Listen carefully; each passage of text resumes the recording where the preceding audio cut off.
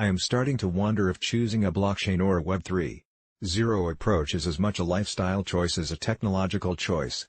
Leaving aside the naming challenge, are we calling this blockchain, crypto, or Web 3.0? I think it represents a movement of people who want to live with intention, self-discipline, and personal agency.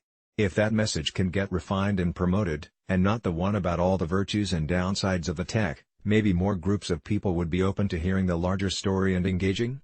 Web 2.0 has led to an epidemic of digital diabetes. We have all seen where Web 2.0 got us. The current platforms are manufactured for maximum engagement, creating a dopamine stream of addiction. This addiction leads to poor choices of time, stunted intellectual development, and ever more fantastic claims designed as clickbait.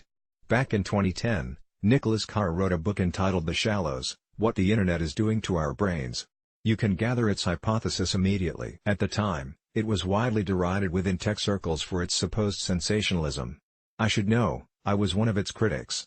Now, 10 years later, in a post-truth era with teenagers addicted to their phones, I am not so sure he was wrong. I see it in my own house and all across society. We are just beginning to understand the implications, and anyone who has paid attention to global politics recently knows there are many. Societies with an abundance of physical resources have a growing physical obesity problem. Societies with an abundance of digital resources have a growing information obesity problem. The short story of high fructose corn syrup. The information obesity problem makes me think of high fructose corn syrup.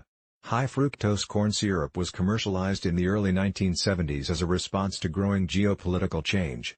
To oversimplify, political upheaval in sugar-producing nations created a supply crunch in the U.S., driving the need for a technology-driven alternative to provide Americans with something sweet that wasn't expensive. What started off as a solution to one problem ended up becoming the cause of another, even bigger, problem.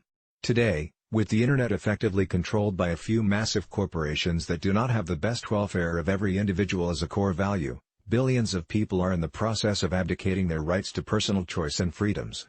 I could go on for pages about the power of Alexa and Google to manipulate you through the answers they give to your questions, Facebook to affect what you think and buy given the newsfeed, and Apple to limit your consumption choices by preventing certain apps from running on its phones.